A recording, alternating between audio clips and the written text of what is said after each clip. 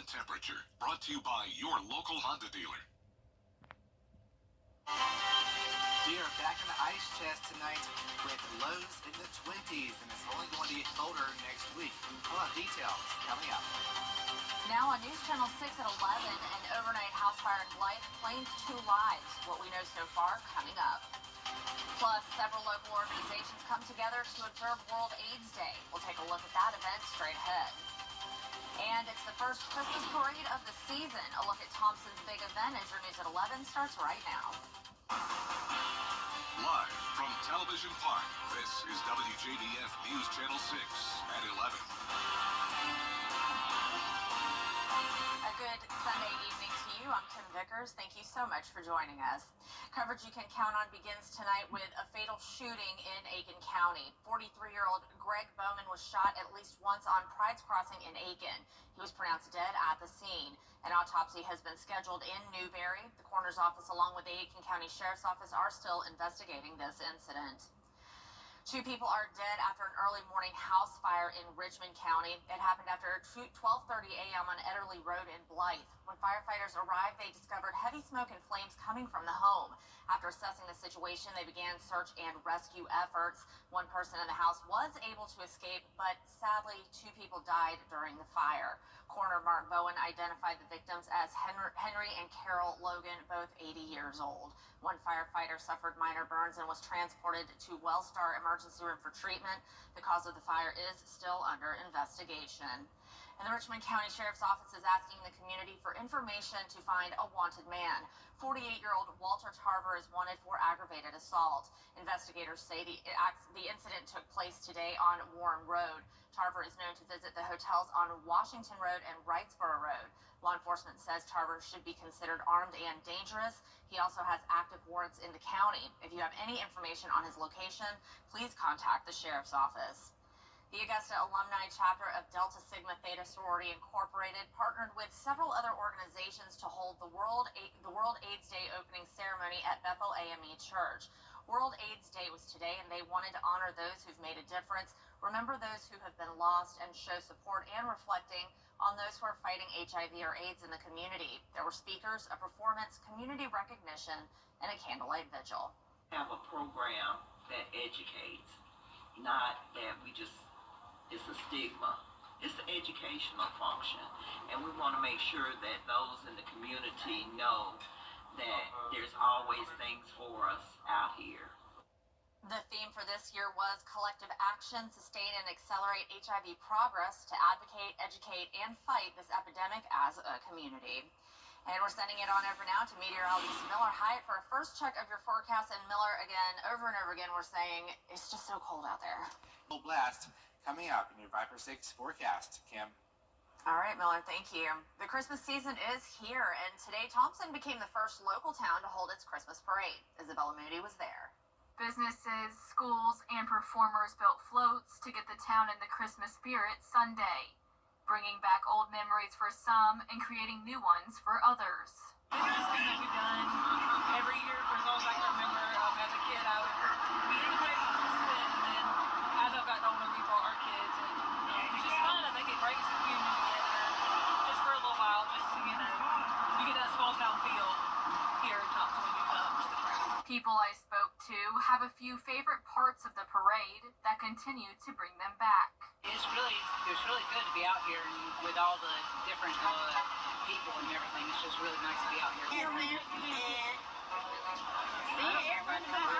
Paige Hughes moved here from Atlanta and told me she loves how the community comes together and has a small town feel. Every time you move from a big city and then come to a small town, I think you really appreciate the all the family feel of being together. It's not just a community, it's your family. Your community becomes your family. Those in attendance agreed this was the perfect way to kick off the Christmas season. It always gets the Christmas season started good. I came out here because it was just something to do, and we were Trying to get into the Christmas spirit. yes. I feel like it brings joy to Thompson. In Thompson, Isabella Moody, WJBF News Channel 6. Well, Columbia County will kick off their holiday celebrations this week. On December 5th, Christmas in Columbia County will begin. The event will start at 4 p.m. with a holiday market where there will be vendors throughout Evanstown Center Park. Families can also get a photo with Santa and the Grinch at Market Pavilion. Then the night will get even brighter with the Christmas tree lighting ceremony at 6:30 p.m.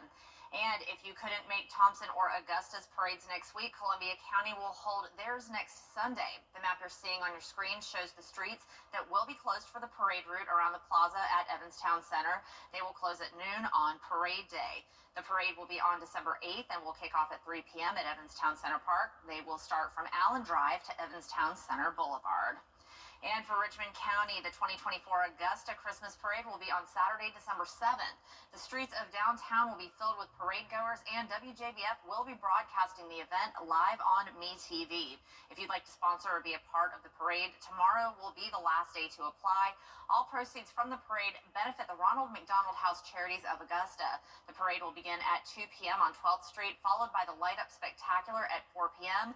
Then at 6 p.m. at the Augusta Common, the sky will be filled with fireworks. And the first Sunday in December means candlelight communion for the historic tower. Next time on Jenny, we'll sit down with a couple of New York Times best-selling authors. Beatrice Williams and Karen White, who have dozens of novels under their belts, are on a book tour promoting their newest release, The Author's Guide to Murder. White says book tours are challenging because of all of the travel, but the reward comes from being with her co-writers and meeting their fans. Traveling is hard. I'm not, I don't think we're going to mince words there, but what makes it all worthwhile is meeting our readers because they are just so enthusiastic about, some of them have like read little snippets or some of them is like, I got it last night, I read it already, and oh my gosh, and that is the highlight, is to know that all this hard work is so loved and appreciated by our readers. We'll hear about other projects in the works for these authors, plus Les Reagan and the Augusta Broadway Singers, and a story about the dying art of piano tuning. Tuesday at 12:30 on Jenny.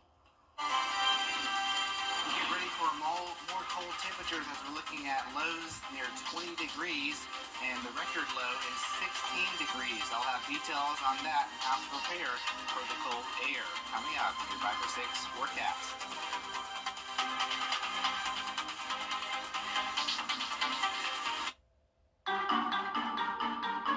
It's not hard to believe. I would think many would have a crush on Frank. Yeah, who was it? Mary had a crush on him? That's exciting. Yes, I admit it. I had a crush on Freddie when I first started working here. Hey, he's a good-looking dude. I can't blame her. I taught him everything he knows. Oh, we love Freddie. He is a legend. Long live Freddie the Forecaster. Chris Cuomo is a guy. For Santa to continue the gift tradition or not? We'll have the story after the break. More at woundedwarriorproject.org/together. Want to get up close and personal with the weather? Request a school visit from Chief Meteorologist Jenna Petracci today. It's a cool and exciting way to bring the fun and fascination of weather to students of all ages. Or take a field trip to our state-of-the-art studios at the Television Park in Augusta. It's an interactive experience your class won't forget. Request a live 5 or 6 school visit or studio tour by signing up today at WJBF.com/school visit. The CSRA is full of amazing women. Women who inspire. Women who innovate. Women who lead. That's why News Channel 6 brings you Women to Watch. On the last Wednesday of each month, News Channel 6 recognizes local businesswomen who are making a positive impact in our community. Nominate someone today at WJBF.com. Sponsored by Goodwill. Customer service. A woman named Sherry posted online saying she's been at her job for 16 years, and every year they do a secret Santa gift exchange. But no matter who gets her, she always ends up with something truly awful, and she doesn't want to do it anymore. She asks if she should find a way to opt out of the tradition, or if she should be petty and find a horrible gift for whoever she has as a secret Santa. Sherry, no, don't do that. That's not fair to them. It's just opt out if you don't want to do it. That's cool. That's cool. Just don't do it, but don't make it bad for somebody else. I love that game. Me too. It's fun. It's fun. It's fun. Well, looking at the forecast, Kim, it's going to be a cold one tonight. Temperatures in the 20s. Tomorrow, temperatures only in the 50s. Get ready for Tuesday, 48 degrees with a low 20 degrees Wednesday morning, which will be a hard freeze, very dangerous cold. Protect the people, pets, plants, and pipes. Miller, make it stop. All right, well, that's our report for now. Thank you so much for watching. Be sure to join our morning team for Good Morning Augusta. Have a great night.